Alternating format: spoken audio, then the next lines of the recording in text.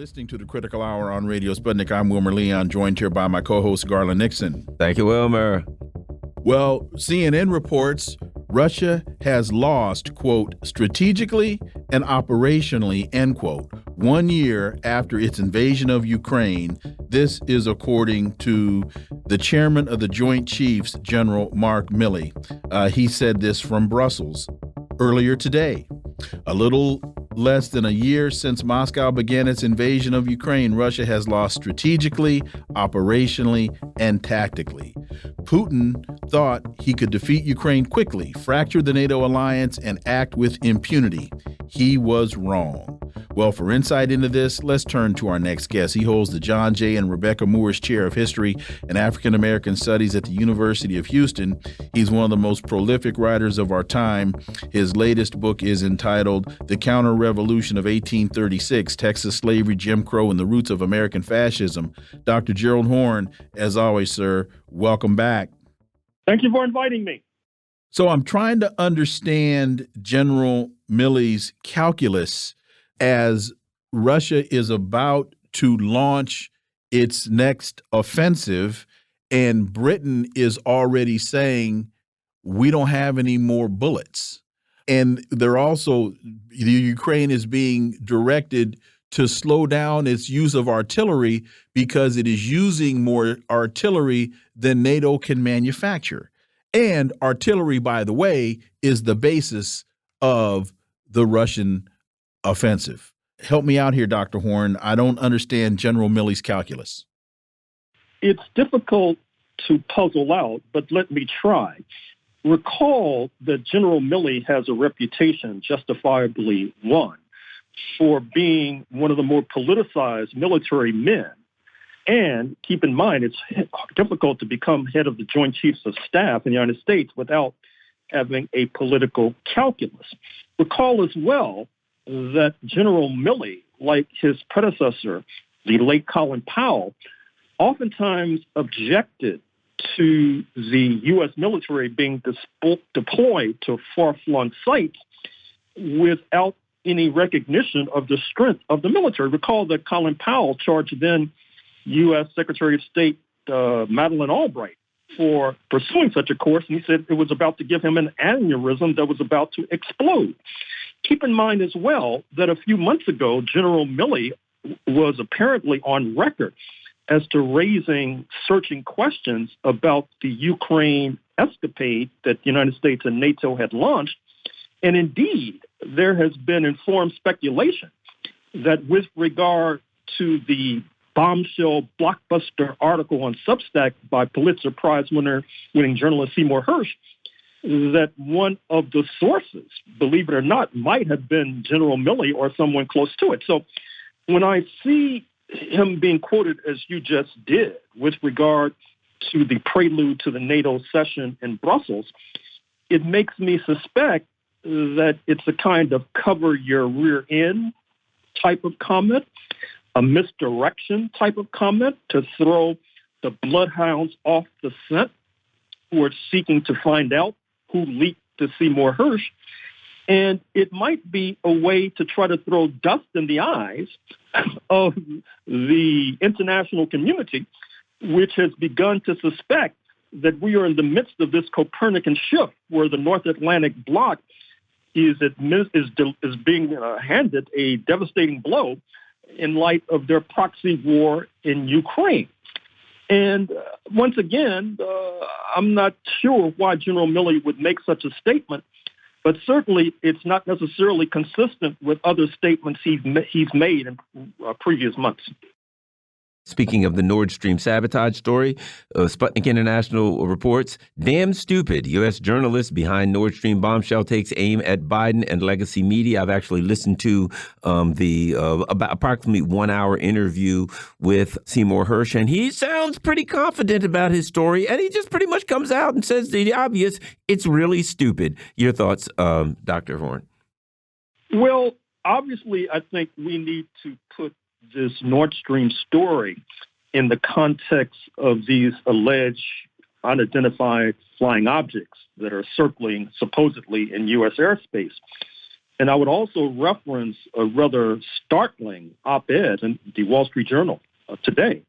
It would be startling, except for these Russia stories, Ukraine stories, and China stories, i.e. the writers basically call for some sort of military strike against Iran. So when I put all of these stories together, it leads me back to the late Pentagon chief Donald Rumsfeld, who said that if you have a problem, the way to deal with it is to enlarge it. Now, that sounds illogical, but I assume what he means is that it might change the dynamic overall to your advantage. And certainly, the United States has a real problem with regard to Ukraine, Mr. Mark Milley notwithstanding. In some ways, what it reminds me of is a book that came out years ago as the United States and Soviet Union were jousting by Yale historian Paul Kennedy, a book entitled The Rise and Fall of the Great Powers, where he suggested that the United States was involved in a kind of imperial overstretch. When you have an empire that has all of these various sites to defend, inevitably it leads to overstretch.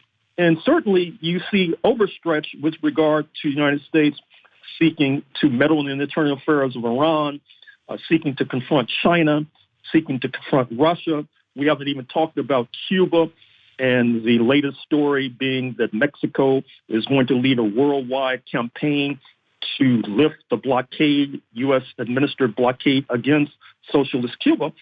And so the United States is obviously getting in over its head. And in some ways, the ultimate problem for U.S. imperialism remains, as it was during the Cold War, remains Moscow. And in some ways, what this reminds me of is the novel by Herman Melville, Moby Dick, where the protagonist is virtually driven mad by his attempt to harpoon the great whale. If you look at the map of the world, Russia does resemble a kind of great whale on planet Earth. And it was this confrontation with the Soviet Union in Moscow that led to the deal with China that has created this juggernaut that the United States is now trying to bring to its knees.